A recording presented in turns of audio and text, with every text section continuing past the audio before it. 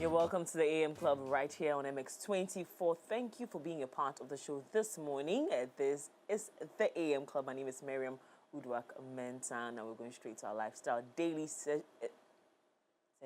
Is it session? Session. Brofun me who dare me use it, but we're going straight to lifestyle daily. But before we do that, are you a business owner in Accra looking to optimize your operations? Join us for a special conference on Tuesday, July 23rd, all about digitalizing your company using Odoo. Many companies in Accra are switching to Odoo to streamline their processes and increase their revenue. Did you know that the average company uses 14 different apps to run their businesses? This can lead to poor communication, lack of integration, and limited visibility, costing up to 30% of their revenue. At our conference, you will discover the new features of Odoo 17 and learn how it can help your business. You get to know and you get to have an interactive session.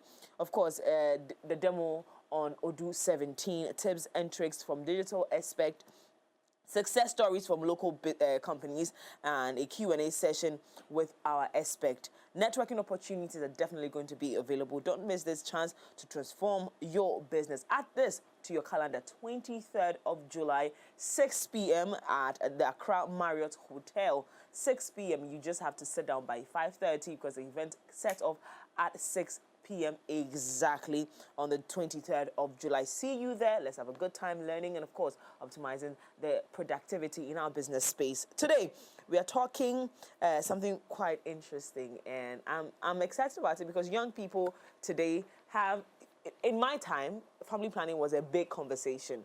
But in recent times, it's like, I die of kakra, and people are really, really scared of the conversation.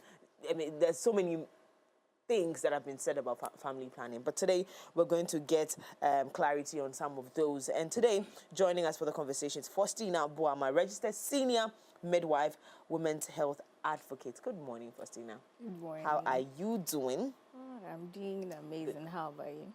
Well, I'm very well. I'm trying to get through the codes and the objectives, methods, and precautions on family planning this morning is what we're going to look at. So these are the areas that we'll touch on holistically, and hopefully we get to educate our viewers more, because I know you are ready for the conversation. So let's go straight into it. What is family planning? Family planning. When someone talks about family planning, what do they really mean? So when we talk about family planning, it's just the voluntary action that someone takes in order to prevent, delay, or achieve pregnancy. So with family planning, the individual or the couple has the luxury of the time and then the spacing between their kids when they want to have kids, or even if they do not want to have at all, same as an individual. Yes, right. So we have types of family planning. We have the short method, and then we have the long-term one, or let's say permanent ones.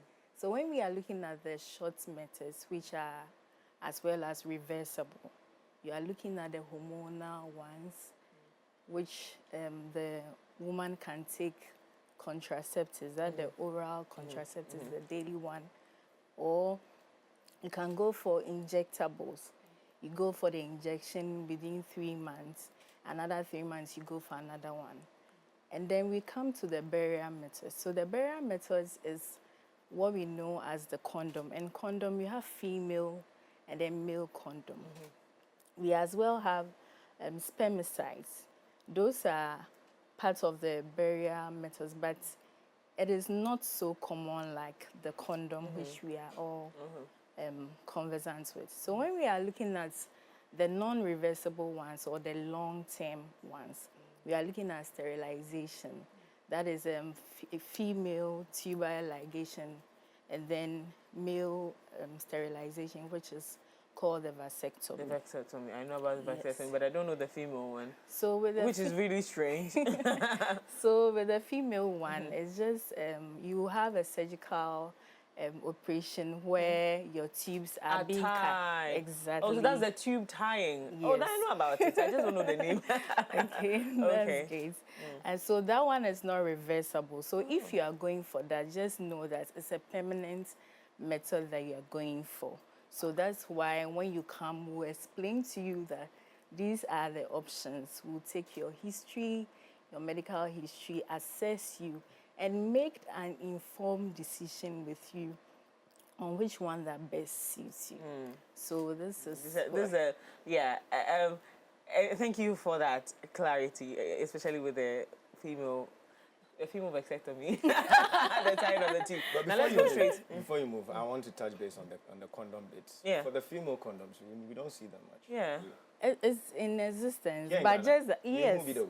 Oh, go Me to. cries, It's not common. Doesn't mean it doesn't not- okay. exist. Yeah, of course, Yes. but we don't It's see it a lot. Why don't you people laud it as much, or it's not good? How is it used even? Okay, so with a female condom, you even get the chance of inserting it hours before the sexual intercourse. Just that some people do not find it comfortable. That's why, because it involves inserting. Is it like tampons, or it's No, it has a bundle, like a ring at the outer and then inner part. Oh. So you insert it and then there's a blockage over there. So it's just like how the condom, the male condom is, but that one has the shape which would suit the reproductive Yes. system of the woman. female. Yes. So it's interesting? there. When you Because I've not seen anyone. all these in children Ghana. are being by children out there. Anyway, I let's should have. go. I will get one. But for you. is it that you can just go to a pharmacy and request for one? There are and they some will- pharmacies that do sell I it, love but when there you are say some. Yes. Good. Yes. Because again, maybe find it's in all not a bestseller, so they will not put it there. they'll sell the bestseller. Yeah, you know, people with selling, I know that it's demand and supply. Yes. So if there is no demand for it, why would yeah, you? you wouldn't get it. Now let's come back to this. Is big for me because I personally have shone from having that conversation because of these the misconceptions and the myth about family planning. What are some of those misconceptions and myths, and if you can correct them for us? Yes, so with the misconceptions, you hear someone saying that, oh, when I go for family planning method, I wouldn't be able to give birth again. And then people complain of bleeding, weight gain, and then weight loss. So the thing is, all these things they are talking about exist, but it varies from person to person. I may take, let's say, IUD, intrauterine device. I will bleed, but you will take it and not experience the same thing. So those things that they know or have heard of, it exists. But the misconception lies in understanding that once it's worked differently on somebody's body, it will not work the same on my body. So that is where the misconception is. So that is why when you come, you need to tell the health provider the truth about your obstetric history, how you bleed, your monthly flow, if you have any medical conditions, your family history of any medical conditions. We take all these, assess you. So that is why healthcare is a holistic thing. We don't, there's a general information out there. But when you come, we assess you, and based on your current state, we provide you with these options and know that if you bleed heavily and you take this one, it wouldn't help you because you are likely to bleed. So it is in understanding that once it's had this effect on A, does not mean it's going to have the same effect on B. So, but still on the bleeding bits before you continue. What could make someone go for an IUD and bleed? What could be the possible cause for that? So you know, we have hormonal IUD and non-hormonal ones. So when you are talking about family planning, you are dealing with hormones. And these hormones work differently on anybody. Just like anything, it will interest you to know that someone will take para and have side effects. Every other medication has side effects, but it's the effects varies from person to person. Yes, so I know of people who have had it and then bled a lot and took it out just within few days. So that is why we encourage you that if you are experiencing anything abnormal from when you didn't take the family planning, you should report so that we either change the type for you or even help you stop the bleeding. Same applies to the weight gain and the weight loss. It's still because of the Yes. individuals, Yes. not that the IUD itself is the problem. It's Yes. because we different and hormones. Exactly. I see. Let's go to the myths as well. Some of the myths that. So you hear people saying that they get bloated when they take it, and some religious people frown on it. So there are so many myths. They believe that God has told us to recreate. So that's another myth that is in the existence. So I believe that when you come and we listen to whatever myth that you have, we have solutions. Like as I've explained earlier, that it's not just about the bleeding. You have another person taking oral contraceptive. We have a daily one that could affect their menstrual flow or not even affect it at all. Some will have a reduction in their menstrual flow. Some too may not come at all. So it varies from person to person. So the main thing that we should know is that it's not that these things do not exist. These are side effects of the medications, but how it works on your body is different. So if I am going for an IUD, a daily pill, or an emergency contraceptive, what standard? What should I expect to happen? Like, how is this supposed to work? Okay, let's go with it. Because IUD, I've heard, has a lot of issues. That's where I've heard the issues from. I'm sure you have too. So the IUD and the daily pills, these two, they look like ones that have come under fire. So if I'm going to go for an IUD or going to take the daily pills, standard-wise, how should I expect my body to react to it naturally? Okay. As opposed to because of my own hormones, it will act a certain way. Standardly, how am I supposed to feel? So you get people experiencing slight headaches, which is normal. But once it affects your day-to-day activities, then yes. So you experience bleeding, like with the IUD. There are some people who bleed for a shorter time and then it stops. And you should know that it is a new thing you are introducing into your body. So definitely it will react. That's why we always stress and emphasize on the fact that immediately something changes, you feel that this is not how I feel on the daily. So it comes back to knowing your body and understanding it. I always say that we have our bodies with us daily. My body will never leave me. So why don't you take the time to understand how my body feels at this time? When I'm about to menstruate, this is what I feel. When after my menses, this is how my body feels. You can take up that conscious effort. Give yourself 6 months. And so in understanding even your menstrual cycle and all about ovulation, you need at least 6 months to a year to do that. So if you give yourself from this July to December, I'm going to write how and study how my menses come and even document it, write it in a book, and then calculate based on what I've heard from the expert. And then I get to know that, oh, I am a 28-day cycle, I'm a 30-day cycle, or 35-day cycle. Because a lot of women don't know. Yes. Okay. Away from that, let's get into the male side then as well. With respect to the vasectomy and all these things, what are some of the effects on that too as well? Can we get into that a bit? So just like any surgical intervention, you are likely to have infection, you should just know that once you go for it, you can't reverse it. That's why I mentioned in the beginning that we have reversible and then a permanent one. Okay, so for the male, which one is reversible? The males, the condom, condom is Okay, so reversible. condom. And then Yes. a withdrawal method too as well. Yes, it is. Okay. It's All right. considered as, but Mimi, why is your hand there? I mean, we're educating ourselves. Why is... but you should just Okay. know that it's not 100% way of preventing Okay. pregnancy. Even with condoms, right? Exactly. Yes, with all the family planning methods, it's not 100%. Okay.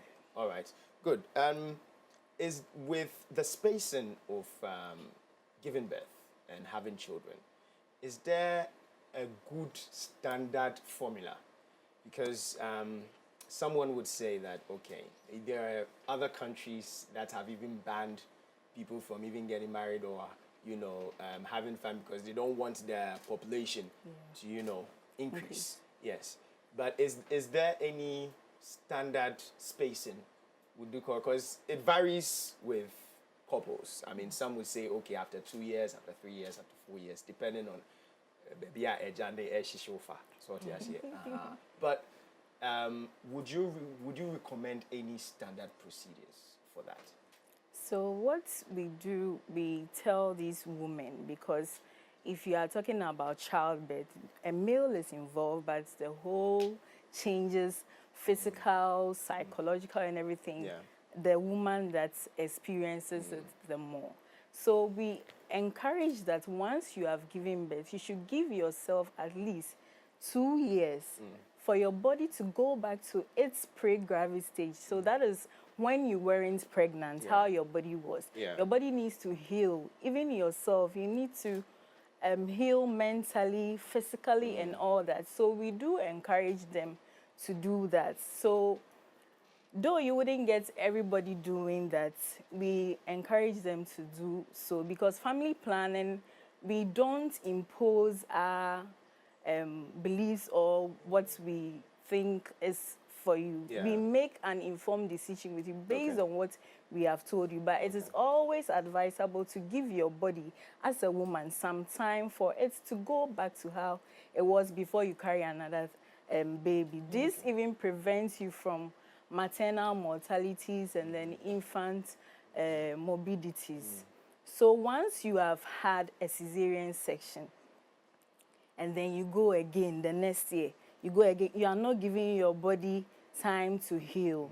You are predisposing yourself to postpartum bleeding. Yeah. After childbirth, you hear that people have bled and we even lose some lives. So once you continue, the uterus is a muscle. Once you keep on putting so, Stressing it. yes, it becomes lax. It can't contract again and all that. So these are some of the reasons why we encourage them to give your body a little time after delivering baby one, so that your body heals. Okay. And then you go So back. you have baby 1, and then 2 years later you have baby 2, and then 2 years later you have baby 3. People who want to have 5, 6, 7, Yes, and it goes you on can. and on and on. Have there been any policies or initiatives that have been introduced, maybe governmental-wise, on health skill system-wise, that have helped in pushing the awareness of family planning? Is there anything like that that you know of? If there's any, please kindly share with us. Yes, so I know that now we have a lot of family planning centers in even the CHIP compounds, Okay. which used not to be like that. And now you get community health workers going around. When they go visit the women after childbirth, they have these family planning Is it Talk with books them. or, yes, or toolbox with them. symposiums and talks? Okay. Exactly. So they encourage them that once you've given birth, give your body some time. And even community outreaches. When we go to the communities, we talk to the community and these young girls. Though some people do not really encourage we telling them, but I can assure you that they are really getting pregnant, which if their families allowed us to talk to them about family planning, it would have really helped and then improve even education. Because once the girl gets pregnant, it takes just a few of them to go back to school. And not even, let's look at Rwanda like this. They have done a lot with the family planning. So from 2005 to 2015, you realize that they had an increase of the family planning usage or accessibility from 17% to 53%, and it's still increasing. So they are, let me say, our friends on just close by that we can as well look at. So these are some of the things that are in existence.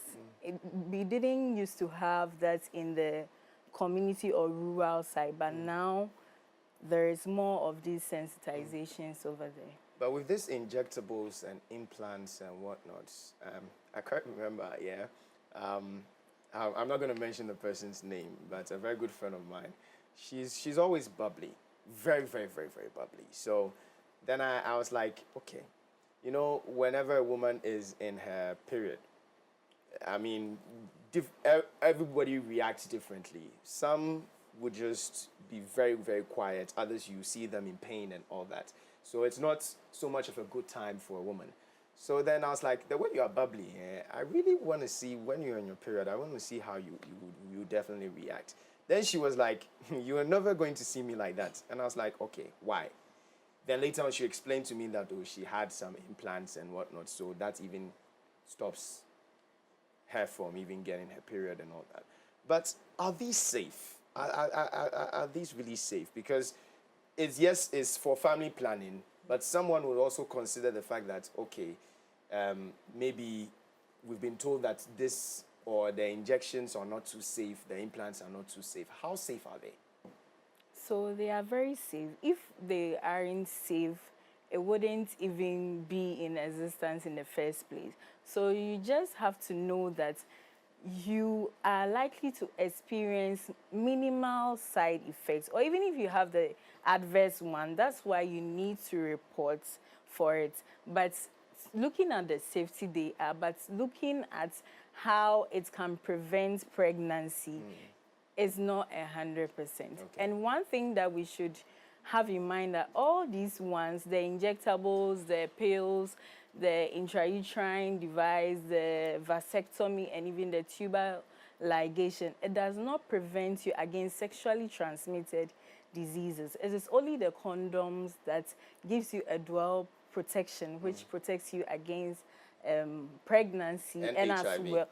Yes, and when we are talking about sexually transmitted diseases, most of the time we are just thinking of HIV and AIDS. We have chlamydia, we have gonorrhea, we have syphilis, and all that. So it is just the condoms, both the male and the female, that gives you two benefits. Yeah. Yes. So. Okay.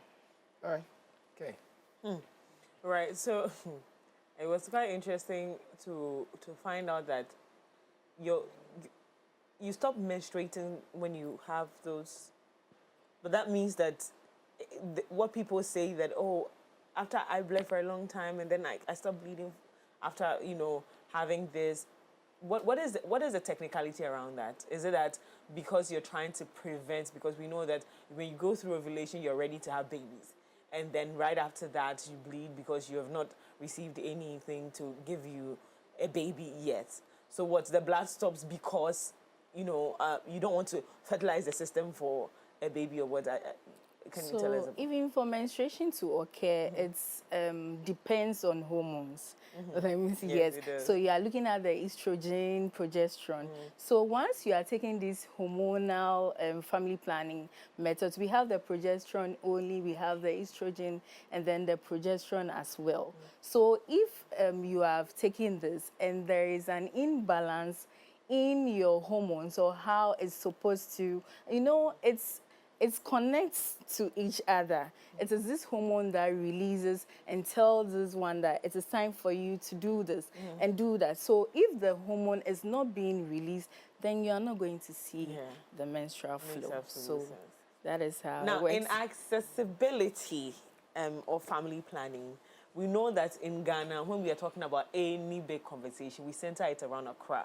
Yeah. But Ghana is bigger than Accra. Exactly. And so accessing family planning, the education? What are some of the barriers that we have right now hindering people from accessing family planning, education at least? The least is the education, Yes. and then also the medicines, and then the what are they called? What are they called? These, the vasectomy, the condoms, and what are they called in a group? So those are the permanent family planning methods. Or Okay, so what do you want? methods. Yes. In accessing these methods to even help them plan their homes, what are some of the barriers? So yeah, it's very true that when you can't talk about Ghana and just say only Accra. Accra. Yes. So these problems are majorly faced by those in the rural areas. So one is, how close is a facility to them? That is the first thing. You go to a community and you realize that the next CHIP compound or clinic is in the next town. So this woman has heard about family planning and she wants to take up any of the methods, but she's looking at the distance from her town to that town. So only because of injection, I should travel that long mile. Do you get it? So it is how these health facilities are closer to them. That is the first thing. And another thing is, even if she gets to the next town and it's a CHIPS compound, if she opts for a tubal ligation, it can't be done there. Surgical interventions are not done in the lowest clinic sectors. Yes. You have to come to the regional. Yes. That means she needs to travel all the way to Accra just for that. Yeah. I'm not sure, thinking about the money Yeah. and all that. But now our community health workers are doing a lot of work. When they go to them, they talk to them about it and how close they are to them. They are able to provide some as simple as the daily oral pills and then the injectables. They can get it. But the one that involves extra intervention or surgical interventions are the ones that they wouldn't be able to access. Now, you talked about the cultural beliefs and some of the religious beliefs that we have. I believe that that's one of the things that hinders people from going for these methods to help them plan their families.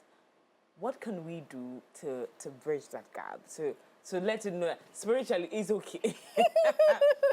You can be spiritus, I love mendus, but it's okay to Yeah. get family planning.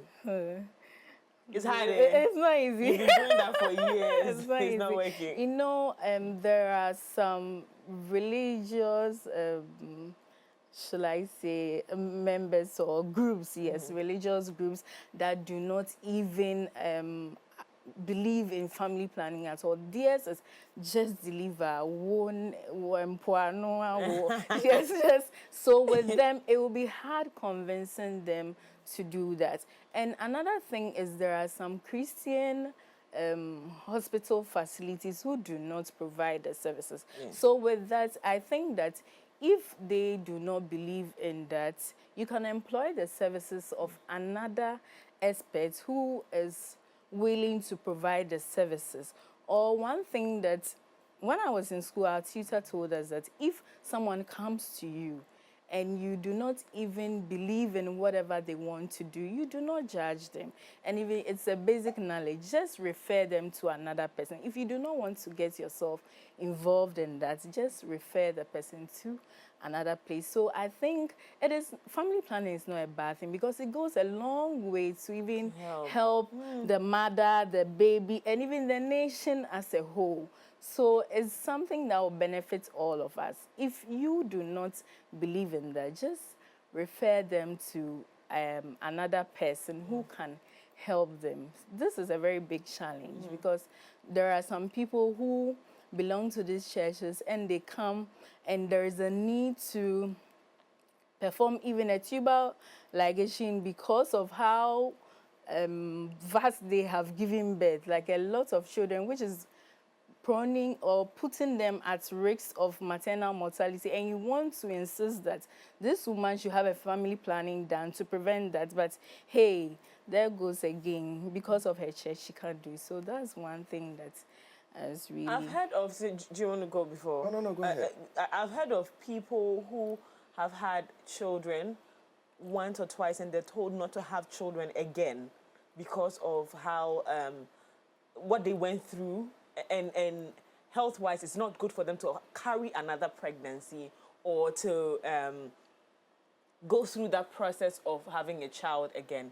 In a case like this, what would you do? What would you recommend? Because if the person is coming from that corner that we just spoke about, where is a no-go area to have the family planning done for them, what would you typically do for someone like that? It just came to mind because I remember that someone had that situation. So if you don't want to do it, we have the natural family planning as well. Yes. If you don't want to inject or let me say take anything in you, we have the natural family planning. So with the natural family planning, you study your cycle, just as I mentioned. You can use 6 months in studying your cycle, and then you know when you are ovulating, when your safe periods. Even now, there are a lot of apps that you can use, but sometimes it does fail. So just take it upon yourself that if there is this app is not there, how will I? The app fails. No, I mean The calculation, not the app. No, the app. But Yes, the app is correct. Yes, it So says. the app uses your details. You feed in the details. the details. So if you miss something, Exactly. it will fail you. If you don't tell the app the truth, and maybe it's not intentional, but you just don't remember. Because let me be very honest with you. Sometimes keeping up with these things, especially when you've had a child. Because when I had my child, it distorted my menstrual cycle. Yes. Sometimes 2 months I'm not having my menses. It comes continuously 3 days and then 7 days in 1 month. So those can happen to you if you're not able to feed in. And it might sound weird to the app that you have your menses twice in a month. And so it will fail you if the details keyed in are not consistent. So that is why you need to first know yourself before you key in. Because there are some people who even have irregular menses. And you are telling the app that this is when I menstruated, this is when it's ended. And another time you tell this and you don't even go back to this. Yes. So I will tell you that you are safe today and then you go and get pregnant. So it's just an app you are feeding the information with. So if these women do not want that side, we show them how to calculate your menstrual cycle to know when you are ovulating. And even we have one we call the basal body temperature one.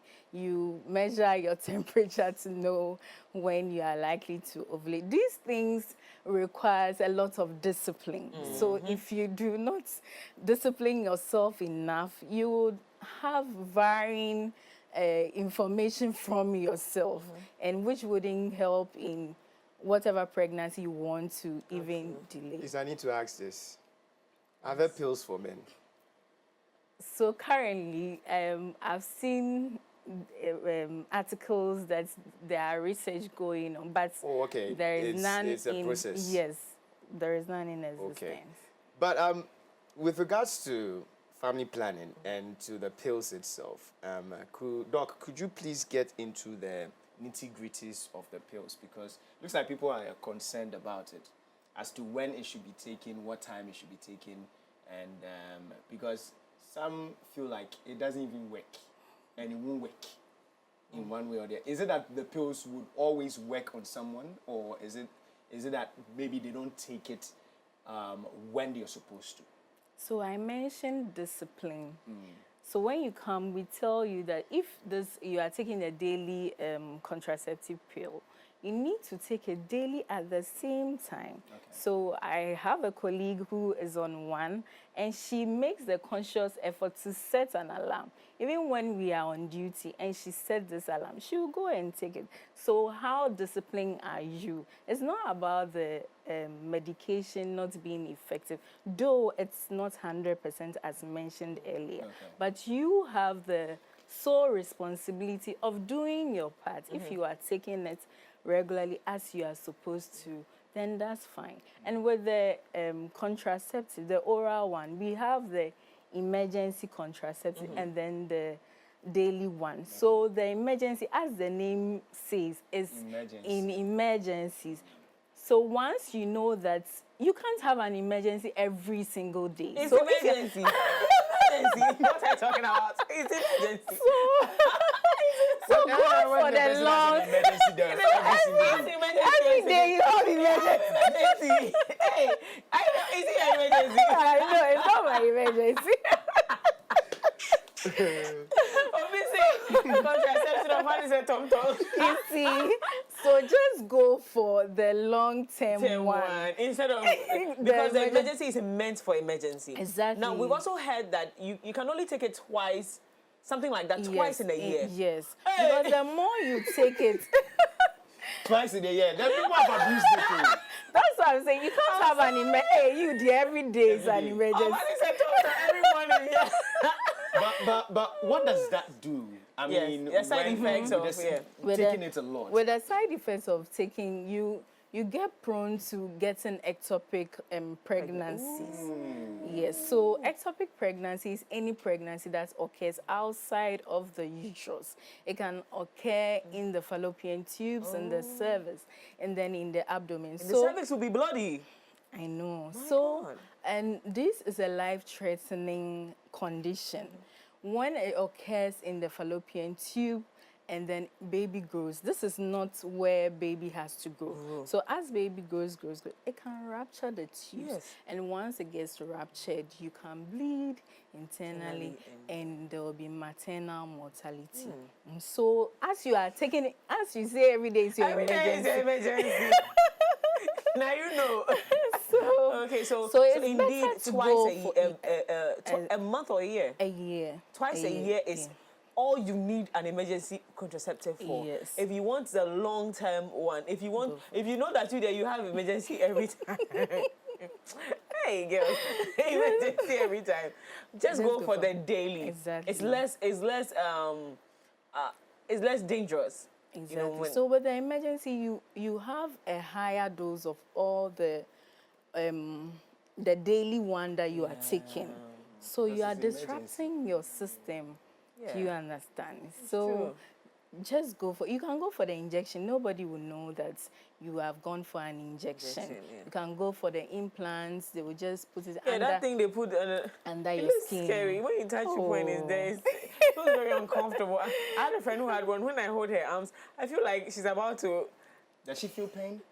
I think she felt the pain a couple of days. There are times that I think it hurts or something like that. I don't know what it is that is in there, but it doesn't feel comfortable. It feels heavy or something. No, like when you touch somebody's body, you can feel that there's something there. Like a bump. Yeah. Okay. All right, cool. So it's just under the skin, so you feel it. But since it was cut and put there, she'll feel the pain for some time. But once again, if the pain is intensive or is consistent, you need to come.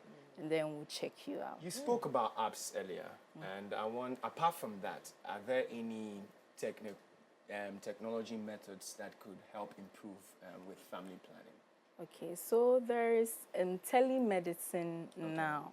So if let's say you are in Accra or another region, and then you don't have one closer to you, there are tele-apps or health apps that do sell contraceptives. So that's a technology that has helped. You don't have to travel a longer time to go and get your pills or your injections.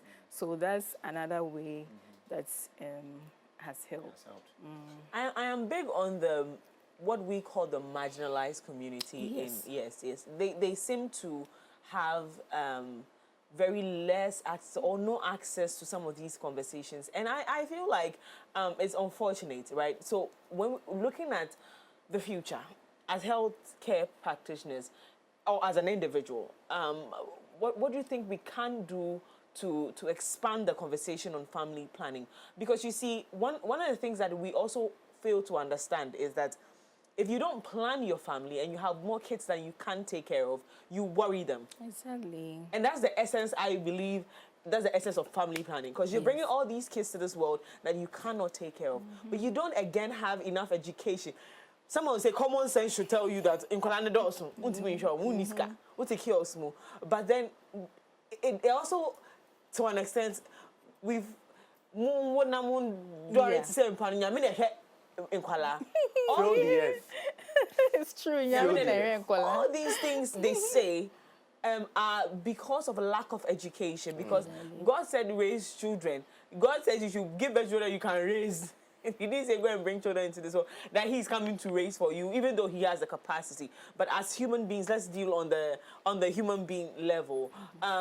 What can we do in the future to help curb this situation of too many kids, health-wise, like you said? You better 1 year, no, 1 year, no, for the woman. It's even a strain on your health. Yeah. What can we do in the future to help ourselves? So it comes back to outreaches. How are we getting to these communities? So we can't just do that in Accra. And it can't be done by one person. An individual, you can take it upon yourself to do it. If you are an NGO, you can employ the services of experts like myself when you are going for your outreaches, and then we educate them on it. And then with the government side, Yes. there should be more facilities in these rural areas so that they can as well assess that. And then the education is very important, because there was a colleague told me that she works in the rural area. One woman had given birth, we call them multiparous women. Like, they've given birth so much. And she came, they had already spoken to them about family planning, like they want to do it the next week, so they should come. This woman came, had it done. She took the jadel, there was the plaster there. She sent it home. And then when she went home, her husband asked her that, what have you done? Like, the husband heard the news about that, and she said, oh, she's done family planning. The man insisted that she goes to take it away. And that became a problem. So the woman came back to them crying that this is going to ruin her marriage and all that. And they were like, you can barely take care of your children. These children, one is looking malnourished and all that. So why are you coming back again that we should take it off? Just because she wants to save her marriage. And it wouldn't have been so if the man knew or was included in the education. Exactly. Yeah. So male involvement. Yeah. And then maybe it wouldn't even be the fact that she doing it is a problem to him. He might also have this myth that she wouldn't be able to deliver again, or it's going to make her gain weight or and all that. But if he is also involved in the education, so when we go out there, it shouldn't be just about the women we'll talk to. We need to talk to all the community, and then everyone should get involved, so that even as a family member, when they come, they wouldn't be stigmatized and all that. Yes. So we need to do more education. We need to go to them more. We need to get more facilities around there. So these rural areas, if they do not even have, like what we did during the COVID time, we can use these drone systems and send them the family planning devices so that they would use there. So these are some of the things that we can practice to help. Is this also under the responsibility of NCCE, the civic? Is this under them? Is this also part of the things they have to do in terms of? Because before, and I always say this, growing up, I mean, once I went to class 4, a lot of communication around HIV/AIDS, family planning. I had family planning for the very first time in class 5. That's when I had family planning. I was so young, but we're taught family planning. We're educated on what it needs, and as you're approaching your teenage, you are fit to give birth. So a lot of, in fact, we found out in my class that year that a lot of young people were already sexually active. And it was, I mean, it was chaos in the school that day, but I mean, they found out. And then parents were advised to start,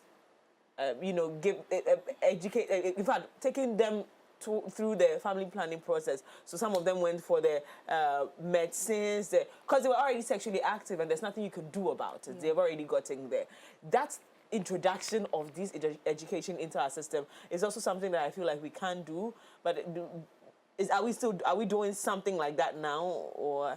So I visited a school during the menstrual health and hygiene time, and then their tutors are doing well. They were teaching them on menstruation and all that. So they had a little knowledge about it. So it's not difficult going there as a health personnel. So we can add this to the curriculum. Yes, by teaching these teachers, we can organize workshops and seminars for them, and also employing the services of experts. You can employ the service of experts to go and teach them on it, or even the community health workers. You can take them on and then send them along whenever you are going. And it's a collective work. It's not just about one person. Ghana Health Service, as you were mentioning, if it's being communicated out there, it will help. So it's not just one ministry or one person or individual that can do. It's all a collective work that we need to come together and then to Faustina, thank you so much for coming this morning. We've had a very broad conversation on family planning. If you joined us this morning, I hope you've learned the thing that I keep asking. I hope you've learned, because that is the purpose of having these conversations. So if you join us, pick your pen and paper and start writing and jotting down some of these things. Thank you so much, Faustina. Faustina is a registered senior midwife, women's health advocate as well. Thank you so much for coming. Very necessary. Absolutely. Well, we've got news. The breaking news, there's a missing person. Her name is Gifty Agu. Gifty Agu. She attends Origin College located at Afariwa, Havana Junction. She's age 17. Current area of stay where she stays is at Afienya Mataheko near Ofuchu store. She was last seen at Tema Runabout Aflao Station at 6 p.m. on the 7th of July 2024. Her hometown is Tefle in the Volta region. Her guardian she was staying with is in the person of Patience Asumeni, her elder sister. Her mother's name is Lydia Agu. So please kindly, for any information, if you see her or you have tidbit of where her whereabouts may be, kindly contact 0247 919783. That's 0247 919783 for a handsome reward, and that's her picture on the screens right now. So please, we're entreating all Ghanaians watching us and everybody who is involved. So please kindly let us have news if you chance upon her or you see her anywhere. Thank you. All right, so that wraps it up for Lifestyle Daily right now. Time for us to take a break. When we come back, we dive straight into the plug. We'll be right back.